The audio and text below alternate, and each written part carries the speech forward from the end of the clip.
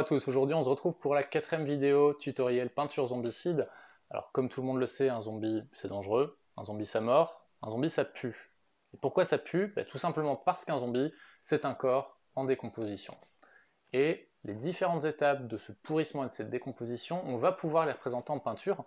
C'est pour ça que ce 4e tutoriel va s'intéresser aux différentes étapes de décomposition et de pourrissement du corps pendant que les viscères sont en train de faire des choses qu'on ne veut pas savoir. C'est la meilleure raison pour laquelle on souhaite s'éloigner des zombies durant une partie de zombicide. Je vais donc vous présenter 4 modèles sur 4 niveaux de décomposition du corps. A tout de suite. Alors j'ai commencé par préparer 4 modèles de Fati. Pourquoi des Fati? Tout simplement parce que le modèle est plus imposant et a une chair un petit peu plus intéressante à travailler. Et donc c'est comme ça que le modèle rendra le mieux et c'est comme ça qu'on verra le mieux. Au niveau des couleurs, j'ai fait les pantalons avec du Greyhound Orange en couleur contraste et différentes couleurs en contraste pour le reste des pièces. Sur le stade numéro 1. Au niveau des couleurs, donc on va partir d'un Kislev Flèche au niveau de la base. On va ensuite enchaîner sur un lavis complet en Drucky Violet. On va repasser un éclaircissement sur ce Drucky Violet avec du Kislev Flèche, avant de faire un dernier éclaircissement beaucoup plus fin en Flayed One Flèche. Alors au niveau de la couche de base, donc comme je l'ai dit, Kislev Flèche, qu'on va passer donc sur l'ensemble de la peau. Comme j'avais pu le dire sur d'autres vidéos, il est très très bon, surtout sur les toutes premières couches, de bien diluer sa peinture, même si ça nécessite le passage d'une deuxième couche. Ça va être nécessaire ici, comme vous le voyez. Le fait de passer des couches de peinture bien diluées plutôt que passer une grosse couche évite de perdre les détails de la figurine. Les figurines de Zombicide première édition ne sont pas les figurines les plus détaillées, donc le fait de garder un maximum de détails va être très important à ce stade.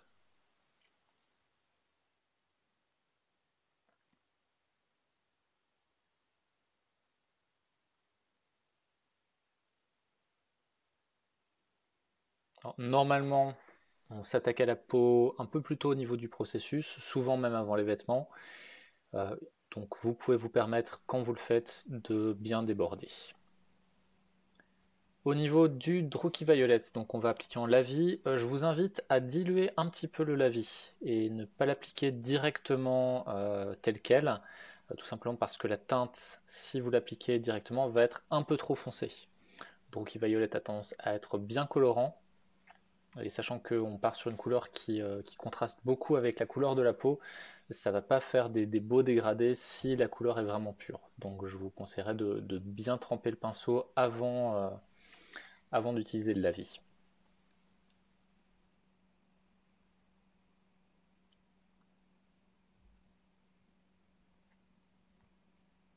Une fois de plus, comme pour l'utilisation de tous les lavis, si vous voyez qu'il y a des zones où la peinture stagne un petit peu trop et fait des zones trop sombres, vous la récupérez avec le pinceau après l'avoir nettoyé, simplement pour retirer l'excès, ou à la rigueur, vous déplacez l'excès, vous le replacez à un endroit qui a peut-être besoin d'un tout petit peu plus de teinte.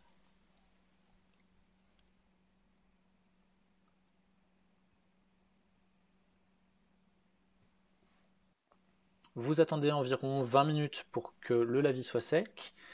Et donc ici, on va faire un éclaircissement au Kislev Flèche. Donc c'est la couleur qu'on a appliquée à la base, toujours diluée. Et on va l'appliquer quasiment sur toute la figurine, à part dans les creux les plus importants, ceux où on voit vraiment le Drucky Violet qui a marqué les zones. Donc l'idée c'est que les ombrages ressortent bien et qu'on retrouve une couleur de base plus proche de celle qu'on a appliquée à l'origine. Dans le cas où sur des petits détails vous viendriez à recouvrir la zone de Kislev Flèche, sachant que la zone de Drucky Violet, pardon, sachant que c'est la même couche que vous avez en dessous, vous pouvez toujours repasser du Drucky Violet et revenir avec le Kislev Flèche derrière.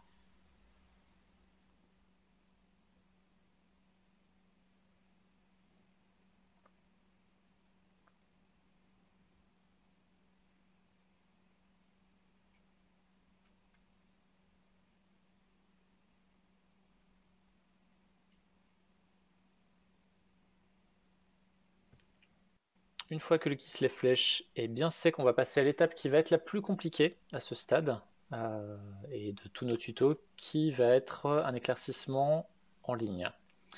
Donc déjà, on va passer sur toutes les arêtes les plus saillantes de la figurine, donc par exemple le menton, le nez, les lèvres, les orbites, les sourcils, les plis qui ressortent le plus, un petit peu comme on l'a fait sur les vêtements.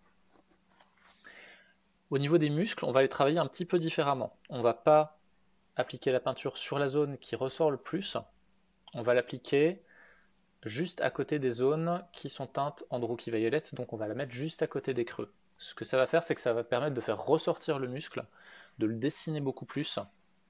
On n'a pas besoin à ce stade de plus éclaircir le bras. On va simplement mieux délimiter les zones qui ont été établies avec le Drucki Violet, comme vous le voyez.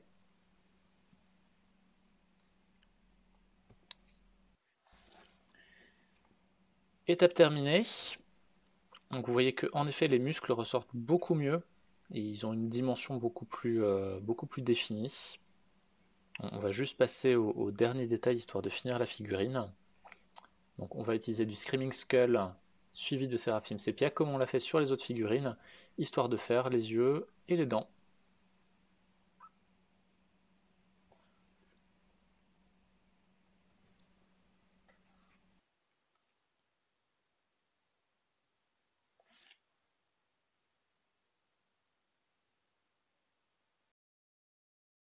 On attaque la phase 2. Donc si sur la première figurine, on avait une peau qui avait commencé à devenir rosée, on va essayer de faire ressortir un peu plus de vert, tout en éclaircissant encore la figurine un petit peu plus. Donc, par rapport à ce résultat, on va commencer au niveau de la peau à faire une couche de contraste en Gilliman Flèche.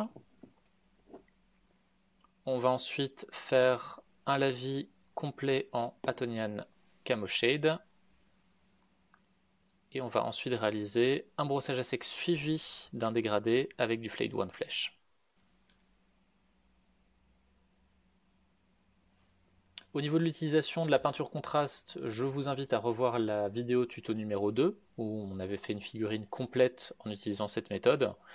Pour rappel, la contraste normalement ne se dilue pas, elle s'applique directement sur le pinceau, sur l'ensemble de la figurine, et on va vraiment laisser la peinture vivre sur la figurine et sur les reliefs, afin que les creux soient bien marqués et que les zones les plus saillantes aient très peu de pigments, et donc ressortent naturellement plus claires.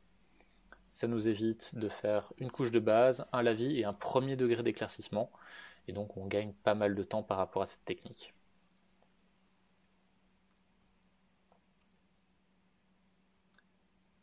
Le désavantage au niveau de la contraste, une fois de plus, c'est qu'on va devoir être beaucoup plus vigilant au niveau des zones qu'on peint afin d'éviter de toucher les autres zones telles que les vêtements, ce qui naturellement ferait des tâches qui sont très difficiles à récupérer puisqu'il faudrait repasser une couche de base et repasser la peinture contraste sur la zone.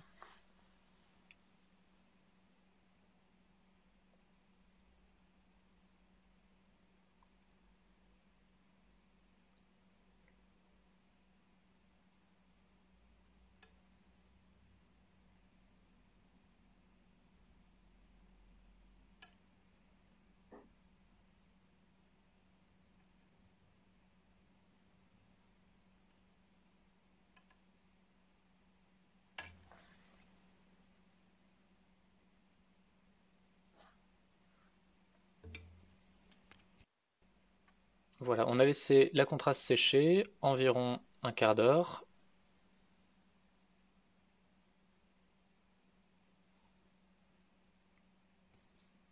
Alors notre couche de contraste est maintenant sèche.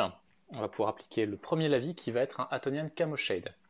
Normalement, la contraste Gilliman Flèche est très bien pour réaliser des peaux normales, des peaux humaines. Si on veut faire un peu plus ressortir le côté pourri de la chair, ça peut être assez intéressant d'utiliser un Atonian Camo Shade ou une teinte plus jaune ou plus bleue afin de faire ressortir un côté plus maladif à la peau.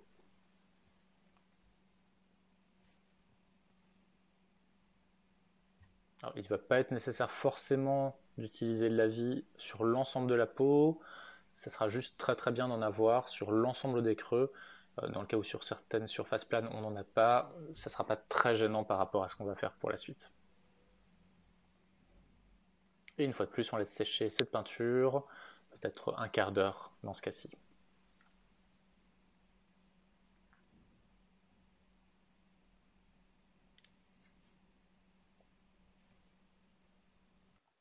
On va à présent attaquer un brossage à sec pour le premier éclaircissement en Fade One Flèche. Au niveau du brossage à sec, donc je rappelle, on trempe le pinceau dans la peinture et ensuite on retire un maximum d'excédent directement sur un sopalin afin qu'au moment où on frotte, en fait, on ne voit quasiment plus la peinture sur le sopalin. Et ensuite, on construit le brossage à sec en appliquant de façon très légère au début et un peu plus poussée si on voit qu'on n'a pas assez de matière. De la même façon, en règle générale, on fait la peau assez tôt au niveau d'une peinture, ce qui fait qu'on n'a pas trop besoin de se soucier des autres parties du corps.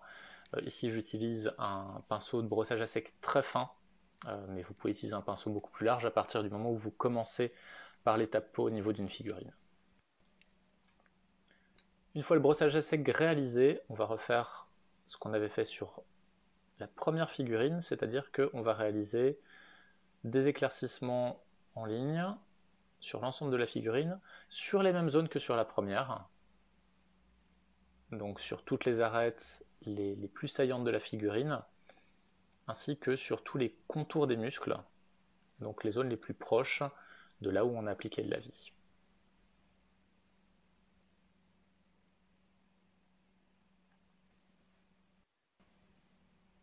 Et pareil que pour la première figurine, j'ai fait les dents et les yeux en Screaming Skull, que j'ai ensuite foncé avec un Séraphim Sépia.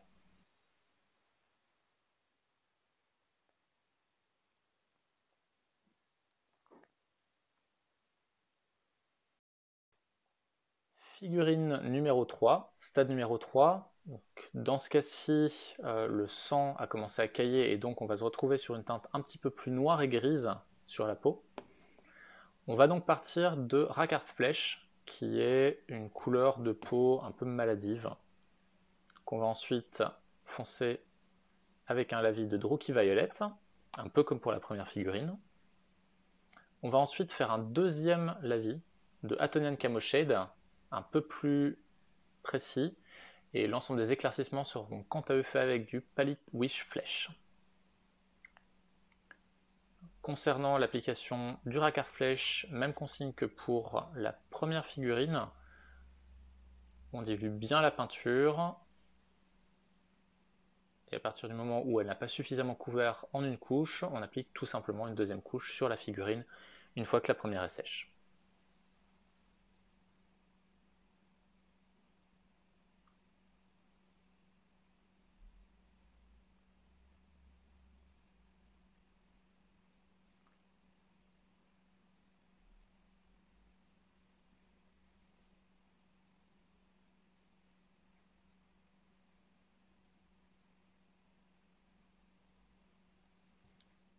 Nous allons à présent appliquer un lavis sur le Rakarth Flèche, donc ce sera Druchii Violet, exactement comme sur la première figurine.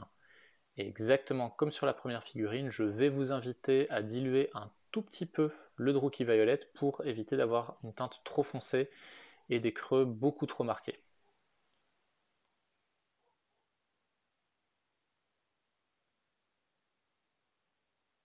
Alors je n'ai pas précisé sur les deux premières figurines, au niveau du fatty, il y a une zone au niveau du maillot qui est déchirée sur le ventre, que j'ai failli oublier à chaque fois. Donc veillez toujours à ce que les zones de chair soient bien toutes faites en même temps. On a laissé le lavis sécher, et comme sur la précédente figurine, on va faire un brossage à sec, cette fois-ci avec la couleur de base, le Rakarth Flèche, histoire que, à part sur les creux, on se retrouve avec la couleur d'origine.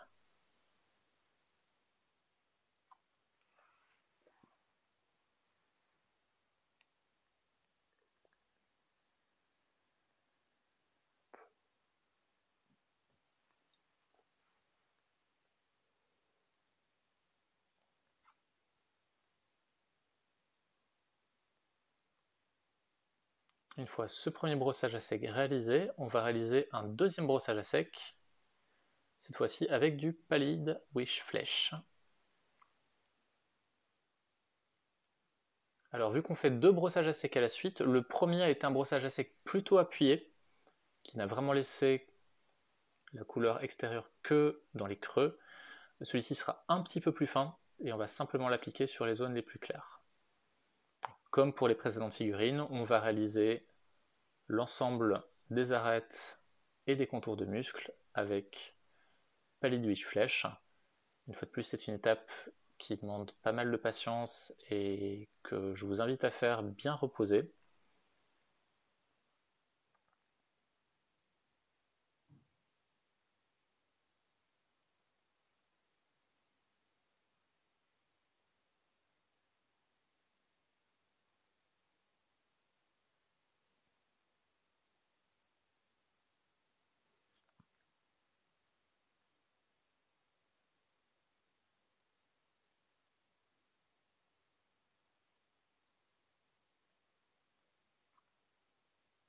Et une fois que cette étape est terminée, on va juste passer un lavis de Atonian Chemoshed, mais qui cette fois-ci ne couvrira pas l'ensemble de la figurine, mais uniquement les creux.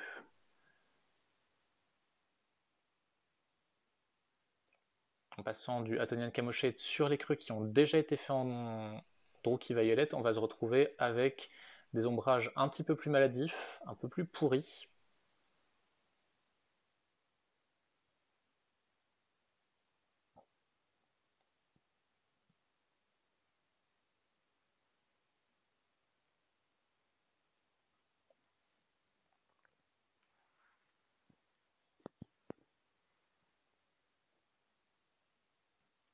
Et comme pour les précédentes figurines, j'ai fait les dents et les yeux avec du Screaming Skull, que j'ai ensuite foncé avec un lavis de Seraphim Sepia.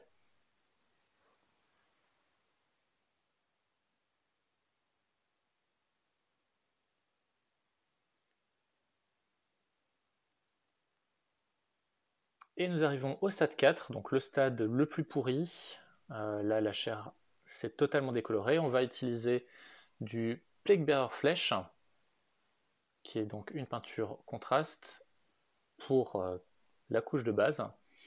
Et on va plus travailler en nuance sur la suite avec un premier lavis de Seraphim Sepia, un deuxième lavis de Drucke Violet, et pour finir, les éclaircissements au niveau des arêtes et des muscles seront faits en Nurgling Green. Bon, je ne vais pas vous redétailler la méthodologie puisqu'on l'a vu sur les précédentes figurines. Donc on va commencer par étaler le Plague Bearer Flesh, qui est une peinture contraste sur l'ensemble de la figurine, donc sans dilution. En étant très attentif à ne pas en mettre sur des zones de peinture plus claires ou sur des zones qui n'ont pas encore été peintes.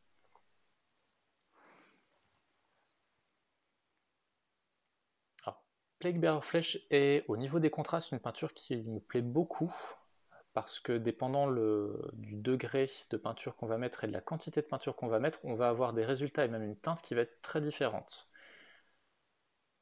Une couche assez fine va faire ressortir la peinture sur un ton un peu verdâtre, et plus on va ajouter de la couleur, et plus on va se retrouver sur un vert brunâtre.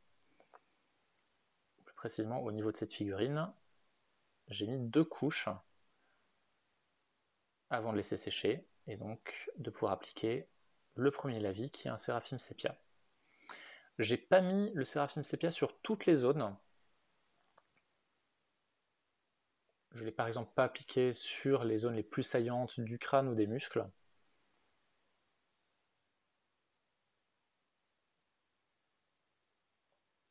Même étape avec du Drucke Violet, mais cette fois-ci vraiment dans les creux les plus profonds. L'idée est vraiment ici de donner de la nuance à la peau.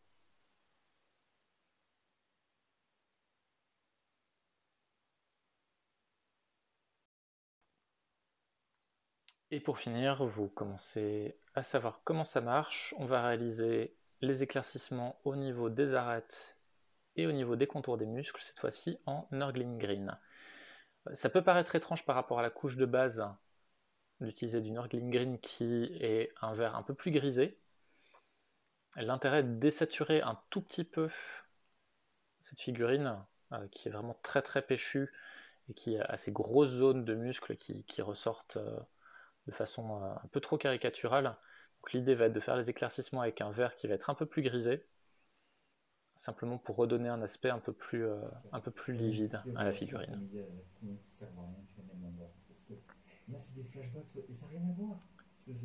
Comme pour les figurines précédentes, je vais mettre du Screaming Skull au niveau des dents et de la bouche, et poser un lavis de Séraphim Sepia. Ça, c'est le pitch de base.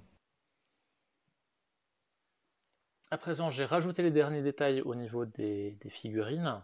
Donc, le sang au niveau de la bouche, certains détails au niveau des vêtements. Je vous laisse profiter de la galerie. Je vous dis à très très bientôt. N'hésitez pas à liker la vidéo. N'hésitez pas à partager ou à vous abonner. Et on se retrouve très bientôt. Merci à tous.